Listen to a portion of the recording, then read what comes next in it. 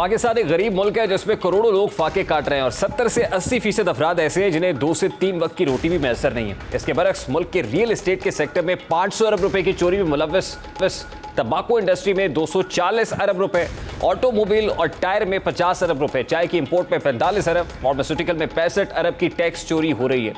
तालीमी मैदान में बेतहाशा लूट मार है। वीसी अरबोपति है, वाइस चांसलर डिफरेंट यूनिवर्सिटीज़ के। मुल्क का निज़ाम ऐसा है कि यहाँ गरीब मकाऊ प्रोग्राम के सरबराह की तनख्वाह 27 लाख है, यानी गुरबत मकाऊ प्रोग्राम जिसको कहते हैं, जिसकी तनख्वाह 27 लाख हो, वो कैसे गुरबत ख़त्म करेगा? टैक्स चोरी करने वाले कोई और नहीं बल्कि पार्लियामेंट में बैठे कुछ लोग हैं जिन्हें गुज़श्ता 4 बरस से तहफ़्फ़ुज़ फराहम किया गया।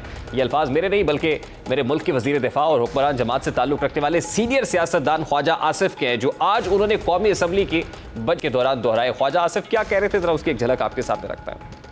रियल एस्टेट में 500 अरब रुपया जो है वो टैक्स नहीं दिया जाता।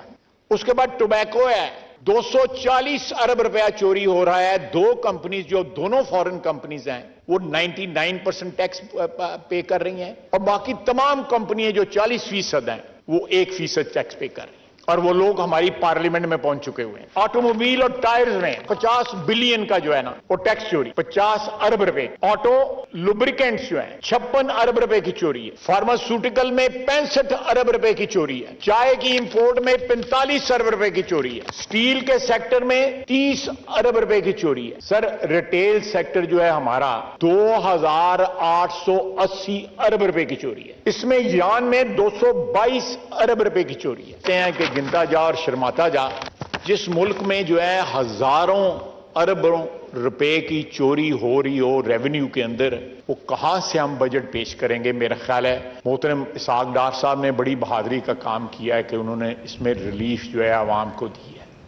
आज मेरे मुल्क के वज़ीर दिफ़ा ने टैक्स कलेक्शन ना होने पर सख्त तनकीद तो की और ये भी फरमाया कि हमारे रेवेन्यू का जरिया टैक्स है जो वसूल नहीं हो रहा। मुल्क का एक बाल कर्जे में जकड़ा हुआ है। टैक्स ना देने वालों के लिए मुस्तकिल हल ढूंढना पड़ेगा। लेकिन वज़ीर दिफ़ा जज्बात से भरपूर तकरीर में कहीं भी टैक्स कलेक्शन को बेहतर बनाने का कुछ तरीका बताने से कासिर रहे हैं। वो ये तो बता रहे हैं कि कहाँ कहाँ और कैसे टैक्स चोरी हो रहा है और कैसे उनके अपने ही दोस्त जो पार्लियामान में मौजूद है टैक्स चोरी में मुलव्वस है, लेकिन वो ये भी बताना भूल गए कि इन बेलगाम घोड़ों को लगाम कैसे और कौन डालेगा।